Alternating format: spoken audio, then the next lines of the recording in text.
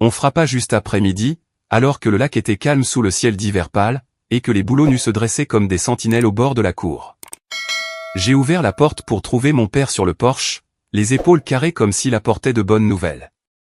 Ses mains, autrefois rendues rugueuses par des années à remonter des casiers de la baie de Penobscot, tremblaient maintenant faiblement alors qu'il fouillait dans la poche de son manteau. Il a posé l'enveloppe sur ma table de cuisine avec un grand geste, comme s'il présentait un cadeau. Un chèque de banque en est sorti, son texte net annonçant 12 000 $.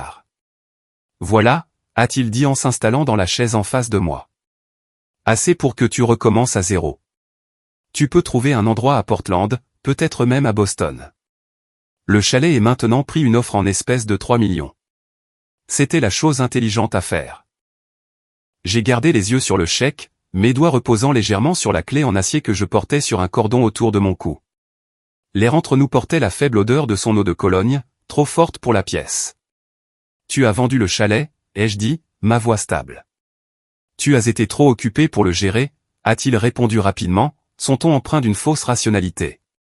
Tu cours partout sur la côte, tu t'épuises au travail. Je t'ai sauvé de la noyade sous les responsabilités. De cette façon, tu peux être libre. Je l'ai laissé parler. Il a pris mon silence pour de la résignation, un petit sourire se dessinant sur sa bouche. Il a parlé d'investissement, d'un acheteur désireux de rénover, de la générosité dont il faisait preuve en me remettant un chèque au lieu de me laisser sans rien. Ce qu'il ne savait pas, c'est que j'étais assise dans le bureau de Claire Gagnon à Rockland seulement 3 jours plus tôt, signant des documents qui transféraient le chalet dans une fiducie irrévocable.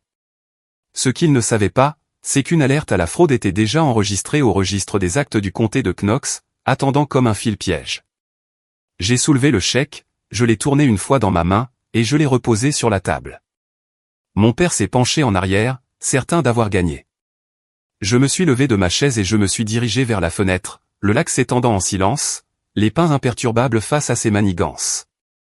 J'ai respiré lentement, rassemblant le sang-froid qui m'avait porté à travers des tempêtes plus dures. Quand je me suis retourné, j'ai souri. Et c'est à ce moment-là qu'il aurait dû réaliser qu'il était entré dans une histoire déjà écrite par quelqu'un d'autre. Le chapitre suivant de cette histoire a commencé par un murmure porté par un bar de Rockport.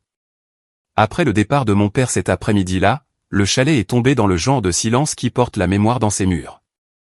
Je me suis assise à la table, le chèque toujours là où il l'avait posé, et j'ai pensé aux hivers qui s'étaient écoulés depuis la mort de ma mère. J'avais 24 ans à l'époque, assez vieille pour savoir ce que signifiait la perte, mais trop jeune pour comprendre à quel point elle serait permanente. Le juge des successions de Rockland a signé les papiers me transférant le chalet, une formalité qui ressemblait moins à un héritage qu'à une condamnation. Mon père était déjà devenu agité, son attention dérivant vers des entreprises rapides et des promesses chuchotées d'argent facile. Je suis resté. Quelqu'un devait le faire. Le chalet tombait en ruine, les bardeaux du toit se courbaient, les fenêtres gonflées par la pourriture, les planchers s'affaissant là où l'eau s'infiltrait. Je travaillais à Camden pendant la journée et je revenais pour enlever le papier peint, remplacer les solives et poncer les planchers la nuit. Mes mains se sont endurcies. Mon dos a appris la douleur du travail. Mais j'ai continué. Chaque poutre réparée était une ligne de dialogue entre ma mère et moi, une que je n'étais pas prête à oublier. Pendant ces années, les appels de mon père étaient constants. Il avait besoin de prêt-relais, d'argent pour une réparation de camion, d'aide pour couvrir les retards de paiement de l'hypothèque d'une maison à Belfast qu'il jurait pouvoir revendre avec profit. J'ai dit oui trop souvent. Je me suis dit que c'était un devoir familial, que si je refusais, il sombrerait dans la ruine. En vérité, une partie de moi croyait que le contrôle équivalait à la sécurité. Si je tenais les cordons de la bourse, je pourrais empêcher un désastre. Mais le contrôle a un coût. Chaque dollar que je lui envoyais me plongeait davantage dans le silence. Un silence où je ne demandais pas pourquoi il avait besoin de temps. Je n'insistais pas pour des promesses que je savais qu'il ne tiendrait jamais. Je suis devenu le mur solide contre lequel il s'appuyait, même si le poids de celui-ci me courbait. Le chalet, cependant, ne m'a jamais trahi. Chaque hiver, j'alimentais le poêle à bois, je regardais la neige s'accumuler contre les marches en pierre, et je me rappelais que cette maison était la preuve que je pouvais endurer. Pourtant, l'endurance n'est pas la même chose que la liberté. C'est Owen qui me l'a rappelé, avec un murmure venu d'un bar de Rockport. C'est Owen qui a brisé le silence. Il a appelé tard dans la soirée, sa voix portant le malaise de quelqu'un qui aurait préféré ne pas avoir à parler. Il m'a dit qu'il était dans un bar de la Marina à Rockport, écoutant à moitié les bavardages sur fond de whisky bon marché, quand la voix de mon père a percé. Ronan s'était vanté à qui voulait l'entendre que la maison du lac serait partie d'ici une semaine, une affaire déjà conclue, l'argent quasiment dans sa poche. Owen a fait une pause, comme s'il n'était pas sûr de devoir continuer, puis a ajouté la partie qui m'a serré la poitrine. Mon père a dit à la table que j'étais trop naïf pour remarquer une signature glissée sous ma main. Il a ri en le disant. Ce rire, même rapporté, m'a semblé une lame. Le matin, j'étais assise dans le bureau de Claire Gagnon à Rockland. Claire m'avait été recommandée des années auparavant, mais je n'avais jamais eu de raison d'appeler. Elle m'a accueilli avec un calme mesuré qui a apaisé mon propre pouls. J'ai exposé l'histoire, les dettes, le chèque sur ma table, l'avertissement d'Owen. Elle a écouté sans interruption, puis s'est penchée en avant et m'a dit clairement qu'une procuration falsifiée était déjà en cours. Si nous n'agissions pas, le comté pourrait enregistrer un acte de vente avant même que je ne le sache. Nous avons agi rapidement. Claire a préparé les documents transférant le chalet dans une fiducie irrévocable, me nommant bénéficiaire à vie et fiduciaire. J'ai signé chaque page avec des traits délibérés, consciente du poids dans ma main. Elle a également rédigé une déclaration sous serment d'alerte à la fraude pour le registre des actes du comté de Knox. Ce dépôt, a-t-elle expliqué, agirait comme un fil-piège. Toute tentative de faire passer un document falsifié déclencherait un examen.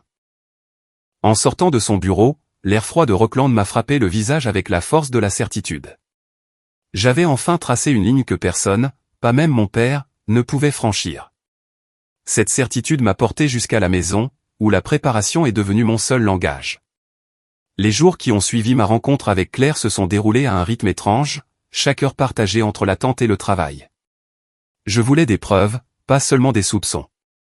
J'ai donc rempli le chalet de témoins silencieux, de petites caméras nichées au-dessus de la porte, dans les poutres de la cuisine, dans le bureau où mon père aimait étaler des papiers sur le bureau. Leur lumière rouge ne clignotait que pour moi. De minuscules balises de résolution. Claire a fait appel à un expert en écriture à Portland pour examiner les échantillons que j'avais conservés, d'anciens formulaires fiscaux, le testament de ma mère, des lettres que j'avais signées pour des réclamations d'assurance. Côte à côte avec la prétendue procuration, les faux se sont trahis des boucles trop peu profondes, une pression inégale, une signature conçue par quelqu'un qui pensait que la pratique pouvait remplacer l'intimité. Pendant ce temps, Claire a retracé l'activité bancaire liée à l'acheteur. Le compte menait à un homme que je me souvenais des pique-niques de mon enfance, l'un des compagnons de poker de mon père de Warren. L'argent circulait entre eux dans des mouvements agités, petits dépôts, retraits soudains, puis silence. C'était moins une transaction commerciale qu'un jeu de bonne taux, et les pièces lui échappaient déjà des mains. Martha au registre des actes a appelé Claire tard un soir. Elle avait signalé un paquet déposé après les heures d'ouverture, des documents qui semblaient précipités, des signatures qui l'avaient fait froncer les sourcils. Elle a promis qu'il ne passerait pas inaperçu. Dans sa voix stable, j'ai entendu le genre d'alliance silencieuse qui ne peut être achetée. Owen a proposé de passer pour aider avec les caméras ou simplement pour s'asseoir avec moi pendant l'attente. J'ai dit non. Le contrôle me semblait plus sûr que la compagnie, et je me suis convaincu que je devais gérer chaque détail seul. Sa déception était douce mais audible avant qu'il ne raccroche. Je me suis un peu détesté pour ça, mais je ne pouvais laisser personne toucher au bord de mon plan. Au moment où mon père a appelé pour m'inviter à dîner, j'étais prête à laisser la scène se mettre en place. Le Summit Grill se trouvait sur le front de mer de Rockland, ses fenêtres en verre encadrant la lumière du brise-lames contre un horizon pâle. Mon père l'avait choisi avec l'assurance d'un homme célébrant une victoire. Quand je suis arrivé, il était déjà à table, une bouteille de vin refroidissant dans son seau, les menus étalés comme des accessoires de théâtre. « Assieds-toi, Sable » a-t-il dit, sa voix pleine de joie. C'est une nuit d'adieu, mais aussi de commencement. Tu verras. J'ai pris ma place, pliant la serviette sur mes genoux, comme si rien en moi ne tremblait. Il a versé 2 verres de vin, levant le sien pour un toast. À ta liberté, a-t-il dit. Plus besoin de porter cet endroit seul. Je t'ai soulagé de ce fardeau. J'ai laissé mon verre toucher le sien, bien que je n'ai pas bu. Il s'est penché en arrière, la satisfaction illuminant son visage. Tu devrais me remercier. 3 millions, ce n'est pas un mauvais prix. J'ai assuré notre avenir. Et les 12 000. C'est ma façon de m'assurer que tu retombes sur tes pieds. Les mots ont glissé sur moi comme de la glace. Il voulait que je sois reconnaissante d'être exclue de ma propre vie. Au lieu de cela, j'ai souri faiblement, l'expression qu'il a prise pour une reddition. Au milieu du repas, Claire est entrée. Elle a feint la surprise en m'apercevant et a demandé si elle pouvait se joindre à nous. Les sourcils de mon père se sont haussés, mais il a fait un geste poli vers la chaise vide. Il croyait toujours détenir toutes les cartes. Alors que le serveur débarrassait nos assiettes, il commença à parler plus librement, peut-être enhardi par le vin. Sa voix devint plus douce, empreinte d'une certaine rudesse. Tu sais, Sable, ta mère t'a toujours préféré, même dans son testament. Cette maison aurait dû me revenir de droit. J'ai construit le quai, réparé le toit, payé les impôts quand elle ne le pouvait pas. Et qu'a fait le juge? Il t'a tout donné comme si j'étais une arrière-pensée. Je l'ai observé attentivement. Sous l'arrogance se cachait la blessure qui motivait chaque stratagème. Il n'avait pas seulement vendu le chalet. Il avait essayé d'effacer l'affront qu'il croyait que ma mère avait gravé dans la pierre le jour où la succession s'est terminée. Claire a croisé mon regard et a fait le plus petit des hochements de tête. Le masque tombait. La scène était presque prête pour la vérité qui allait le briser. Le moment est arrivé plus tôt que je ne l'avais prévu, lorsque le dîner est passé de la performance au procès. Le serveur a posé de nouveaux verres de vin et Claire s'est penchée en avant, son ton presque conversationnel. Ronan, je suis passé au registre cette semaine. Un timing intéressant pour certains documents déposés à votre nom. Sa fourchette s'est arrêtée en l'air. Quel document? Elle a fouillé dans son sac et a fait glisser un dossier sur la table. À l'intérieur se trouvaient des copies des dépôts de la fiducie, estampillées et datées de 3 jours plus tôt. Ce chalet n'est plus vulnérable à vos signatures. Il appartient à une fiducie irrévocable avec Sable comme bénéficiaire à vie. Tout acte de vente tenté par la suite est nul. Le visage de mon père s'est assombri. Il a feuilleté les pages comme si l'incrédulité pouvait annuler l'encre. Vous ne pouvez pas me faire ça. J'avais déjà un acheteur. La voix de Claire était calme, clinique. Le soi-disant acheteur est lié à un compte fictif à Warren, directement lié à l'un de vos connaissances de poker. Les fonds n'ont jamais été débloqués. Si vous avez représenté le contraire, cela constitue une fraude. Il a refermé le dossier d'un coup sec. Vous vous croyez malin, mais j'ai investi des années dans cette propriété. J'ai payé des factures quand votre mère ne le pouvait pas, Sable me doit. J'ai senti les mots me brûler, mais j'ai gardé mon sang-froid. Je ne vous dois pas un vol. Il s'est penché plus près, baissant la voix comme si les secrets pouvaient le sauver. Tu ne comprends pas. Je suis en train de couler.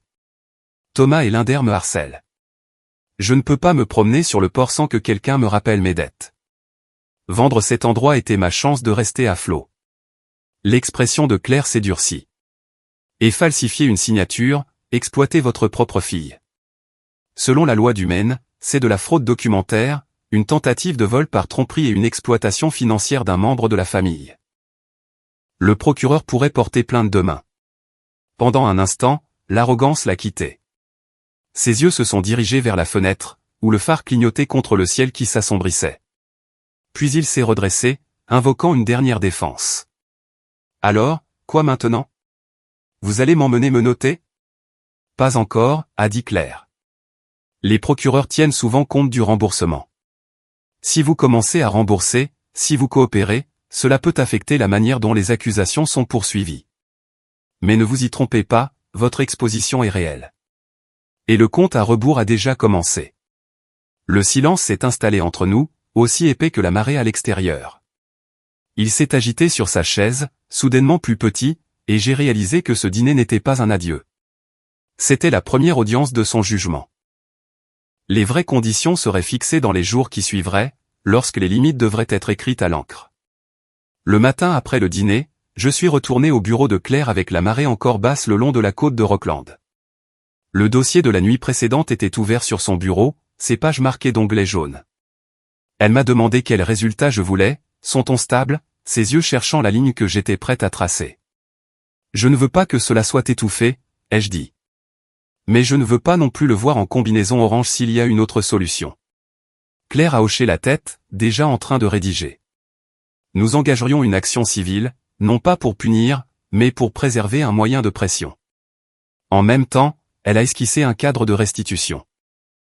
Ronan commencerait les remboursements à partir de tous les actifs qu'il pourrait liquider, assisterait à des conseils financiers obligatoires et signerait un engagement lui interdisant de me contacter au sujet de la propriété ou de tenter d'interférer avec la fiducie.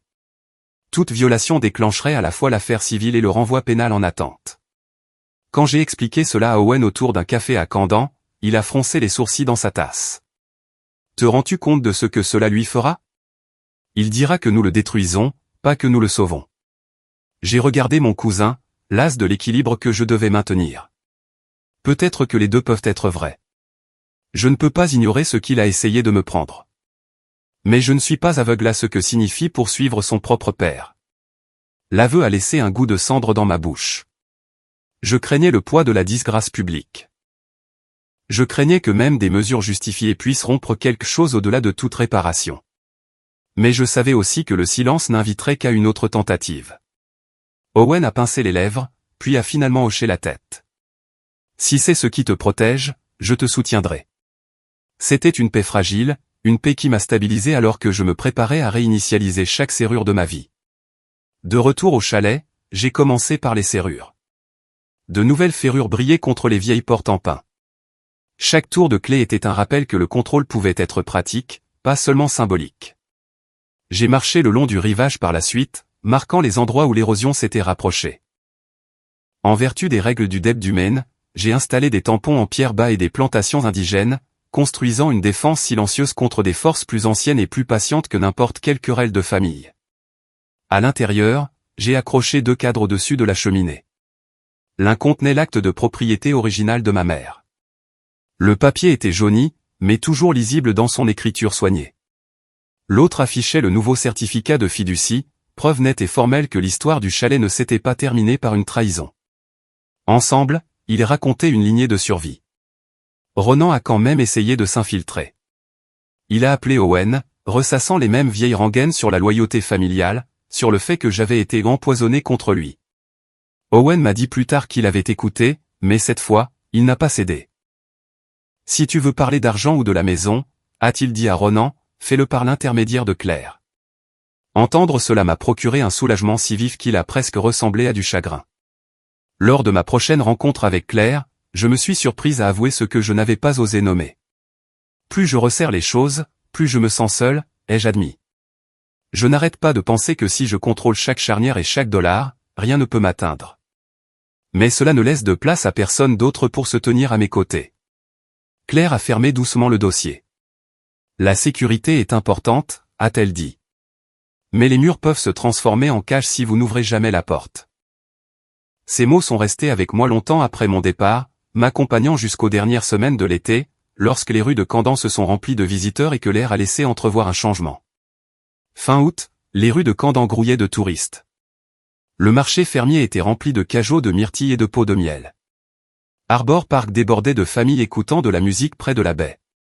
Le rythme d'une ville qui semblait épargnée par les guerres privées comme la mienne. Ronan avait commencé le remboursement sous la supervision de Claire.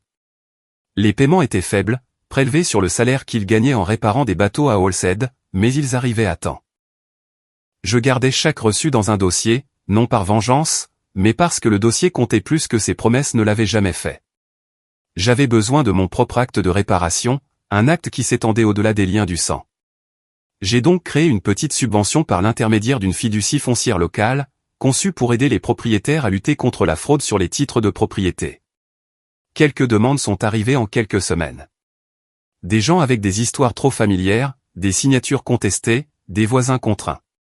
Pour la première fois depuis des mois, j'ai senti que ma vigilance construisait quelque chose plutôt que de simplement garder contre la perte. Puis une lettre est arrivée, de la main de Ronan, simple et sans fioriture. Pas d'excuses, pas de justification, juste une seule demande de se tenir sur la route et de regarder le chalet une dernière fois. J'ai emporté la lettre jusqu'au lac, je l'ai lue sur les marches de granit où ma mère avait l'habitude de s'asseoir. La demande était modeste par rapport aux dommages causés, et pourtant elle a remué quelque chose de complexe. Après des jours de réflexion, je l'ai autorisée, une visite, supervisée depuis l'accotement en gravier au-delà de la grille. Quand il est venu, il a gardé ses distances. Il a regardé les lignes de toit, la cheminée en pierre, les bouleaux se balançant dans la brise de fin d'été. Son visage était illisible, mais son silence était la chose la plus proche du respect que j'ai jamais reçu de sa part. En septembre, j'ai compris que l'avenir s'écrirait dans des limites, pas dans des marchés. Une année s'est écoulée par étapes mesurées, marquée non pas par le drame, mais par des pas constants et délibérés. Chaque mois, Claire m'envoyait des mises à jour. La conformité partielle de Ronan, les petits paiements enregistrés, les séances de conseil suivies. Rien de tout cela n'effaçait ce qu'il avait fait, mais cela créait un rythme de responsabilité avec lequel je pouvais vivre. Lorsque j'ai rencontré Claire dans son bureau de Rockland, elle a étalé le dossier sur le bureau. Il respecte les conditions, a-t-elle dit. Pas parfaitement, mais de manière suffisamment constante pour maintenir l'action civile en suspens. J'ai hoché la tête. Ce n'était pas le pardon que je ressentais, ni la douleur creuse d'une colère non résolue. C'était quelque chose de plus calme, la reconnaissance que je ne pouvais pas le réparer, seulement réparer les lignes qu'il avait autrefois franchies. De retour au chalet, l'air portait la première morsure de l'automne. J'avais préparé une boîte d'ombre pour la cheminée. À l'intérieur, j'ai placé 3 choses. La clé en acier que j'avais portée autour de mon cou, le certificat de fiducie avec le tampon de classement net de Claire, et la photographie du chalet que ma mère avait prise l'été avant sa mort. Ensemble, ils racontaient une histoire de survie, de ce qui avait failli être pris et de ce qui avait été reconquis. J'ai reculé et j'ai étudié l'exposition. La clé n'avait plus besoin de reposer contre ma peau. Sa place était là, derrière une vitre, à la fois comme artefact et comme promesse. Le chalet respirait de sa propre vie tranquille autour de moi. Ses murs ne tremblaient plus sous la menace. Dehors, les bouleaux se balançaient, et le lac captait la lumière comme du verre poli.